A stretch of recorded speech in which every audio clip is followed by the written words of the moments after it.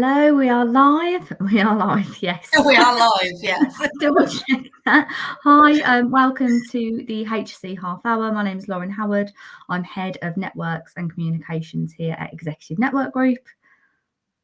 And then over to Laura. Sorry, I just want to stop there like this. So yeah, hi, I'm Laura Aucott. I'm Associate Director for HSE Recruitment and Executive Network Group. What that basically means is I run the HSE brand within Executive Network Group. So that's doing health and safety recruitment, but also all this sort of fun stuff, all the events and the lives and the chatting to everyone. So yeah, we got some good stuff to go through today, I think, haven't we? We have. So today's episode is all around remuneration. We have got a brand new report which is being released shortly after this, actually. So it's a bit of a sneak peek. Yeah, a bit of a preview. So what I do here at ENG, alongside Laura, I run a team called the Networks team. We conduct a lot of research. We put together industry reports, relevant blogs, vlogs, you name it. We look after that stuff. So we conducted this piece of research at the end of 2022 to release it today. And it's all around salaries within health and safety. And what I will say is this is across the UK. So it's for UK nationals across the UK. And it's from advisor level, HSE manager, both single and multi-site, head of HSE, and also director level as well. So we've got the salary insight. We obtain data around protected characteristics to really understand the diversity at each level. We had also obtained data on benefits and benefits trends. There's a couple of hiring trends in the report. And of course, you can find out a lot more about what 2023 looks like. I will put a comment, of course, in the comment box for you to click the link and download the report at your leisure. But today, myself and Laura will go through that. So this was the way we conducted this report. We sent it out via LinkedIn, on email, various sources, to be honest. We had I think it was over 1,700 individuals that came back to us. Amazing. So we've got a good scope of the market. And we have broken these salaries down by sector as well. So we understand what the average is from high risk sectors such as your construction, manufacturing, right through to professional services. So we can go through that today. I will share the report shortly, but if you have any questions regarding remuneration, benefits or diversity at each level, please do put them in the comments. If we can ask very politely for the comments to be around that topic today, just so I don't miss anything, I will try my very best to answer those. Really appreciate you joining us. I will share this to the screen now. Getting a sneak peek of this now, aren't you? Yeah, not even released yet. So. Yeah, so it's going out at 2 p.m. today, but you've got a sneak peek of this. So, of course, report is on the screen. This is what to kind of expect when you download the report in a PDF version. And I will hand over to Laura. So we're firstly going to talk about HSE Advisor, and I say hand over, and I've just jumped in. But the data on this was really quite interesting. So, when we conducted this report, we found that we had a disparity. So we had many individuals at that kind of newcomer level, no experience, but had just broken into the industry at kind of HSE advisor, officer, coordinator. But we also had people, 3 years plus experience that were, same level of title, but they had more experience. Therefore, there was a disparity. They, of course, were receiving a higher base salary per annum. So I will hand over to Laura, who can go through the data. And I've just had a question saying, how can we download it? At the end of this, I will put a comment in the comments section with a link. You can head to our landing page and download this report. People are keen. That's good. Everybody wants to know about cash, don't they? So, yeah, I mean, thank you, Lauren. That was a really good overview. The amount of data that we've got is just staggering. So, Lauren and her team have done a fantastic job. So I would definitely encourage you to download this. As you said, Lauren, the advisor level is always the interesting one because it can cover so many different people. Most people coming into health and safety start off as, officer, coordinator or advisor level. But you could be an advisor with, 7-8 years of experience as well. So it makes absolute sense that we've kind of split that down. So we split it between sort of the newbies, that sort of, 0 to 3 years experience kind of area, and then 3 years plus. just to give it a bit of clarity. And some really, really interesting stuff kind of came out of it. So when we're looking at the newbies, people that are fresh into the industry or maybe have just got a couple of years experience, the salaries were really good, which I think is super, super positive. Good news. So, yeah, if we were going back a couple of years, when you were looking at entry-level stuff going into health and safety, we'd have been talking about probably an average of about 25K, maybe, somewhere in that kind of region. And we've 100% seen an increase in that. So that's massively great news for people, looking to get into health and safety as a career. So I think we're finding for that sort of 0 to 3 years experience mark, most people were coming in somewhere between the 30 to 40K mark now as a base salary. So quite a big increase over the past few years. We've mentioned this a few times on different episodes, but I do think COVID has had a part to play in this. During COVID, health and safety was so important. Companies really got why safety was important to them, and they're properly bolstering their teams and sort of remunerating their people properly because they understand now why they need them, which is great news. So somewhere between the 30 to 40K region for kind of new people coming into the industry. The interesting thing with that though is that only 19% of the people that we surveyed said that they were happy with their remuneration at that level, which is very interesting considering that we've seen that go up, and it's not a bad base salary for for someone starting out or someone with a couple of years experience. But it's not massively surprising. The cost of living crisis is affecting us all, right? So the real thing. Everything costs more money. Electricity and gas bills are through the roof. So not massively unexpected that people were unhappy, but I do think that's something that businesses need to be aware of. That even though salaries have gone up, people are still struggling. And that can be a massive risk for you as a business, because it means that if people aren't happy with the salary, that they're really, really struggling with their bills, they are going to be looking for jumps and looking to kind of move. And you can see from the data there, once you go past sort of the 3 years experience and you've got quite a bit under your belt, the salaries go up quite a lot. So, if you've got someone that's been with you for a couple of years, they might be on the right sort of salary for that level. But if you don't look at sort of maybe giving them pay rises or giving them other things to sort of help them out, chances are they may look at that move and try and get up into that next sort of bracket. So we found with the more experienced people, the salaries were going kind of from, I think 37K was kind of the minimum average, and then up to 51. So quite a big gap there. More people were happy with their salary at that level, although not everyone. Not massive, really. Like just over a third, isn't it, Laura? Just over a third, yeah, exactly. So still quite a lot of people that think they're probably not being paid enough for what they do. So, I don't think this is exclusive to the safety industry. We're finding this, in a lot of the industries that we work across. Executive Network Group look after HR and technical sort of roles as well. We work in multiple areas, and it's a very similar message. I know, Lauren, you did this sort of data, didn't you, for all of the brands? Would you say that's right? That's quite consistent, that people they don't think they get paid enough, basically?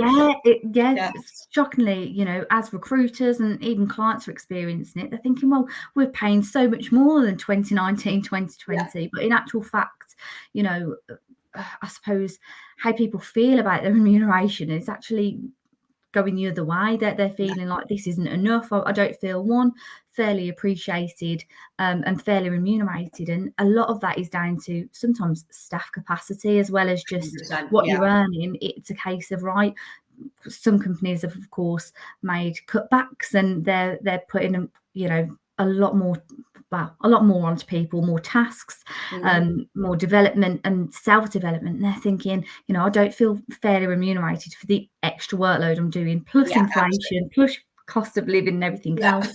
So this is across the board. But Laura's right, we've done this not just for our health and safety brand, but also across HR, particularly financial services, FM, logistics, also our heavy equipment sector as well. So we are experiencing this. Yes. So yeah, just something to be aware of. I think, when you're looking at recruiting people at that advisor level, the salaries have gone up. People still aren't, massively happy about where they are with salaries. So one thing we're advising a lot of clients is, definitely look at hiring on potential at advisor level. Take that chance with people that have got less experience, that are new to the industry, and look at other ways that you can remunerate people as well, that other than just base salary. And I know there's a benefits part of this report. So if you download it, you'll be able to see that sort of stuff as well, the kind of things that we recommend. Then we did ask him about bonuses at advisor level, but it wasn't massively common, was it? I think it was about 19% of people sort of got bonuses at advisor level. Is that right? Yeah, that's right. So around around that, under the 20% mark. And I think what we find across the board, so all different titles, the majority of HSE professionals that were receiving a bonus tended to be in the professional services sectors. So that might be reflective of that kind of bonus that bonus culture there. So that's what it was. And we've had a question: are we talking about salaries worldwide or just in the UK? So our report and all of our data is UK based. So every individual that filled this out was based on kind of English pounds. Yeah. And we do work internationally. We have, recruited for other countries, but I think the thing at the moment is the UK is so busy from a safety perspective. It's safety is one of those industries that always kind of goes crazy off the back of recession. And like I said, you've got recession and you've got the pandemic, which was safety focused. So it's just crazy busy in the UK. So although we have recruited internationally in the past, we tend to be focusing on the UK at the moment. And also, if we asked you to collect data from all over the globe, I think you'd be doing it for years, wouldn't you? So I would be, and I'd probably have a meltdown by the time we release. So I'm pretty much at that level now, just with the UK. No, I'm joking. Have you got the manager level there that we can have a look at as well? So before I kind of skip past this page, which we can go back to, and you'll find on the report, we did collate diversity statistics for each level as well. So yes, this is manager. We split this out into single site and multi-site because we had quite a lot of data to go over, really. So I'll pass over to you, Laura. I think for this, average experience level for the managers was like 11 years, the maximum being 28 years. Absolutely. And I think, again, absolutely the right thing to kind of split that out. This report probably goes into more detail than we ever have before. We've always done these reports. They're quite regular. They're every sort of 6 months or so. But this has got just an incredible amount of data into it. And I do think that's important because, like we said, at advisor level, there's a huge wealth of people from, brand new to they've been doing it 7 or 8 years. And the same goes at manager level. Manager roles can look very, very different. So, they're definitely splitting it between that single site and the multi-site makes perfect sense because they do tend to have more responsibility when it comes to multi-site stuff, and they do tend to get remunerated differently. So in terms of the manager level, we were looking at the multi-site. I think was quite a big range. It was somewhere in the region of like 55 up to about 72 in terms of base salary for that multi-site.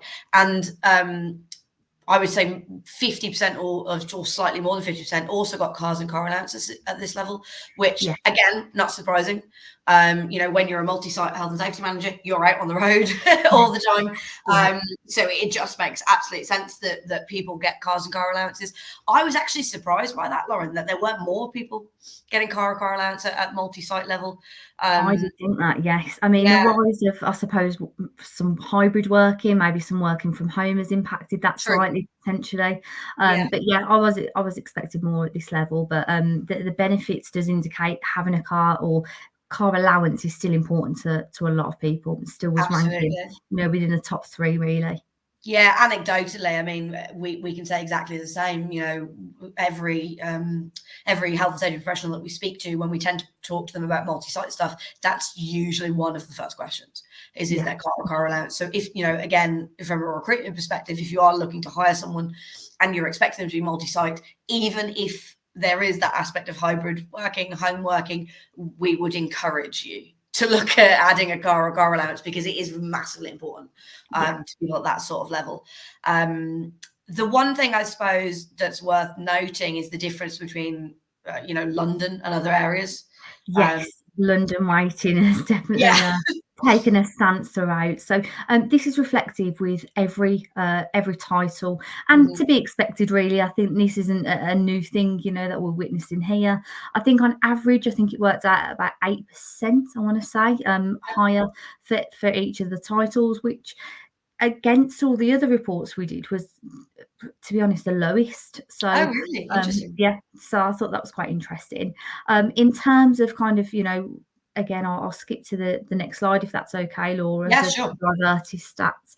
I know I briefly mentioned this on the last one, but we collated this data. A lot of our clients, they're really moving forward with their ED&I strategies. So we found it, relevant. Let's collate this data. Of course, it was all anonymous that we collated it in this way, but we asked everyone, all of our kind of respondents, around their ethnicity, disability, whether that's physical, is it a mental health condition, can it be seen or not, because I think that's relevant as well. Age, religion, sexual orientation, and gender. And I don't think it's a surprise that unequivocally males across the 4 titles that we surveyed were held the biggest biggest ranking. So very male dominated still. No real surprise there. I think like you said, the diversity stats are always super interesting. Everything we do at Executive Network Group is underpinned by our 3 pillars, which are, delivery, data, and diversity. So diversity has always been a big topic for us, but it's a huge topic for most of our clients at the moment. And as you said, across the board at every level, it was predominantly white men. What was interesting is when we get to these senior levels now, if we're looking at sort of the head of level, this is where we saw the biggest gender imbalance. And that's quite a concern, I think, to us. Having diverse people at C-suite level, within your leadership team is really, really important to businesses at the moment. I won't go into too much detail because I think that's a topic for another day, but there are many reports that show the more diverse your boards and your leadership teams, the better companies perform. So even if we're looking at it from a commercial point of view rather than that moral and ethical view, it absolutely makes sense that we need to be promoting diversity and inclusion throughout health and safety, but absolutely at a senior level, because we're really, really lacking it at the moment. So when you download the report, definitely take a look at those diversity stats, throughout, but absolutely at the senior level, because it is quite shocking. In terms of the salary ranges at head of level, the salaries were kind of anywhere from like 86k to just shy of 100k. And to be honest, I would say this is probably the one that was most consistent with previous years. Not saying they haven't gone up, because they have, but it's not as big a jump as some of the other areas. That you would agree, Lauren? I'd agree. Yes, I think as an overall, talking about the whole HSE report that we've got here, I think in comparison to last year's data, I think on average they all went up. Salary did by about 9%, but this has been the most consistent with last year's release. So I totally agree with that. I mean, when we're seeing this data and we're seeing this big kind of diversity disparity, does it feel like that in the market, Laura, when you're recruiting? Does it feel that it's very male dominated at the head of level? It does.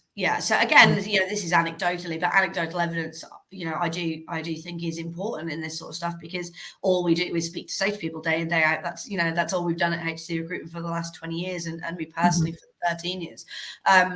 Diversity is changing. We are seeing much more diverse shortlists coming through. We are seeing clients that are being more aware of this, and they're looking at the ways of hiring. They're looking at how accessible their different roles are, and things like that. So it's changing, it's moving. That's good. But at the senior level, we still predominantly find, particularly in the higher hazard sectors, super male dominated. So Okay, and that leads me on to a question, really. So leads me on quite nicely. How are you looking to support the promotion of EDI? Interesting. Again, I can't go into loads of detail because we don't have a huge amount of time. I was actually speaking about this for RRSM yesterday, so as part of their professional development series. So if you're a member of RRSM, you can go on the website and find this talk that I did. But in terms of how we support that, is we are very, very focused on data.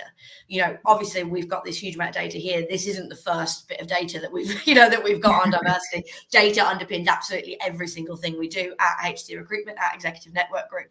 And the reason that's important is because you don't know what needs to change or how to change it if you don't know where you are and you don't know what the current situation is. So we're constantly looking at that data, we're constantly assessing it, and then what we can do is we can advise clients on what they need to change if diversity is at the top of their list. So for example, a lot of our clients will say to us, we're really, really big on diversity. We're open. We want to hire people of different ethnicities, different genders, different sexualities. But the people that apply are always white men. There's nothing we can do about it. We can help with that because we will understand the data behind why tends to be where you're advertising, how you're advertising. Often it's kind of the qualification route and stuff like that.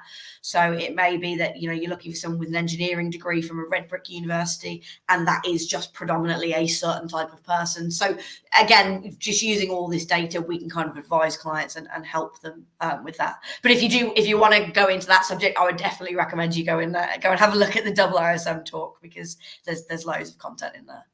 Fab. Thank you for that, Laura. So I suppose the last title to kind of run through today is the HSE Director. Yes. A couple of titles that fed into that was Global HSE Director, VP of Safety. There was all sorts of nuanced titles in there, but we've stuck with HSE Director.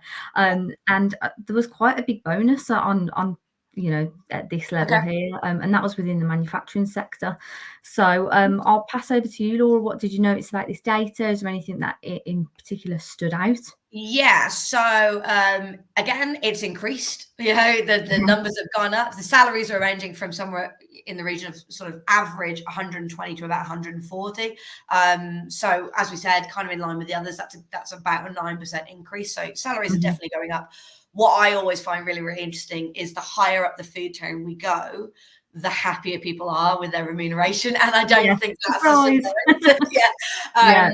But it was fairly consistent when we were looking at the head of level, when we were looking at the director level. People they're pretty happy with the way they're being paid. I think at director level it was about 81% came back and said, yeah, this is accurate. This is the right sort of money for the roles and responsibilities that I've got. So I think we were looking at directors tended to have about an average of 20 years experience.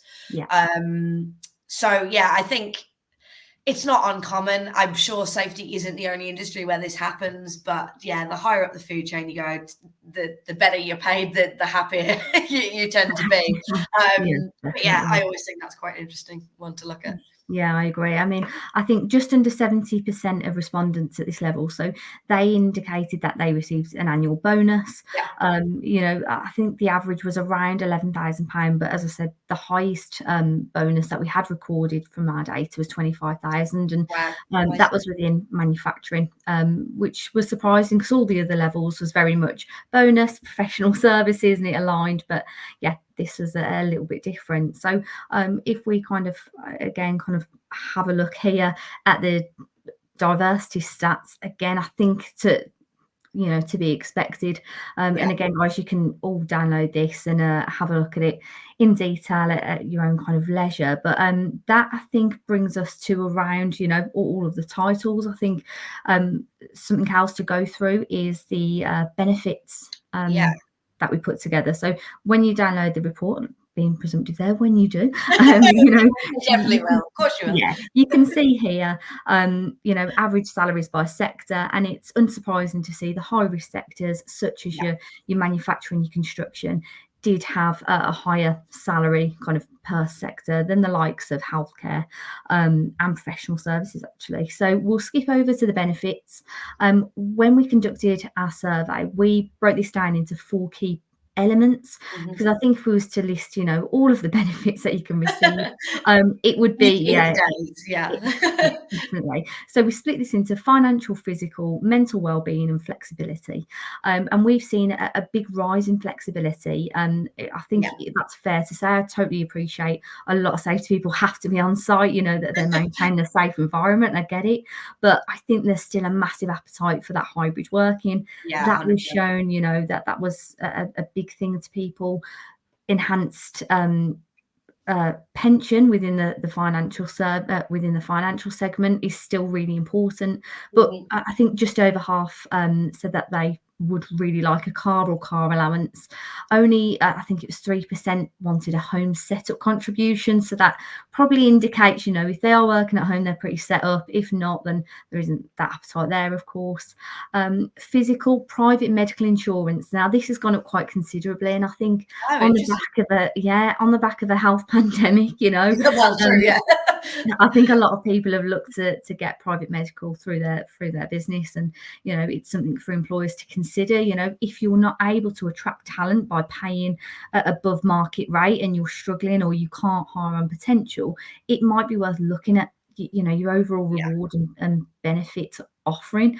Your EVP, this is what it kind of comes into. So mental and well-being, that was of still quite key importance. That had the most even split, actually, but mental health and duvet days took that as what people class as the most important. So to take a day off quite last minute and say, look, you know, I need a bit of self-care time here, that was important.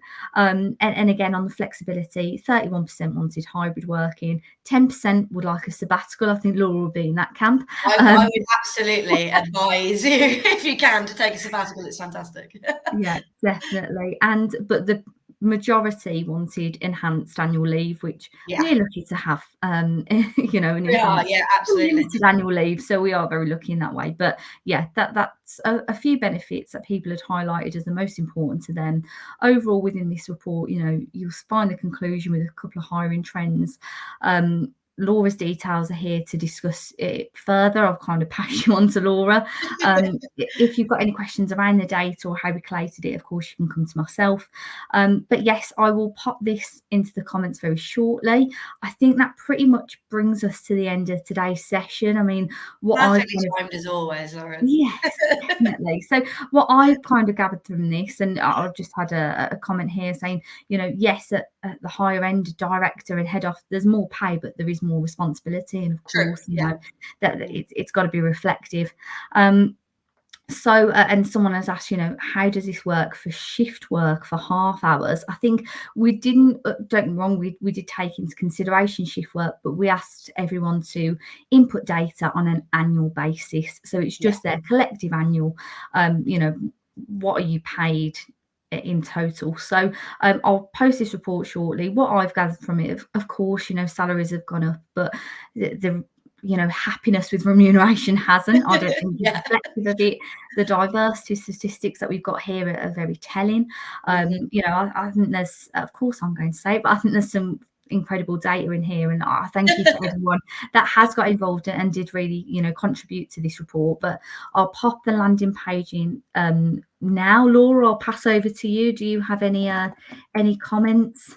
No, you summarised it really, really well, to be honest, Lauren. Yeah, I completely agree. I think, you know, you hit the main point. Salaries have gone up. Doesn't mean that people are happy about their salaries still. You know, there's still work to do. It absolutely echoes what we're telling clients. You know, it's not just about cash. Cash is important. We've got to get the numbers right, but let's look at what else, you know, what else we can do, and whether that's, you know, whether that's benefits, whether that is trying to take some of the pressure off, like you said, with hiring extra staff or whatever it is.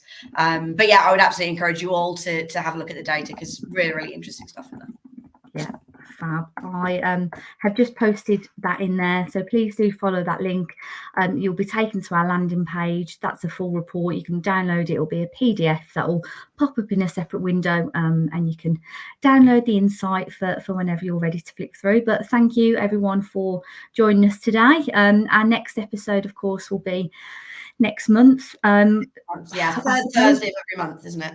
Yes, it is that. We've got so many events, and Laura's given me a jam-packed diary, so that is TBC at present, but we will be having some guests on this year. If there's anything in particular that you guys would like us to discuss, or to kind of, you know, if there's a particular burning topic that you'd like us to cover, please do get in touch. But yeah, thank you all. Have a lovely Thursday, and I'll see you next month. Thank you very much. See you all next month. Bye. Bye.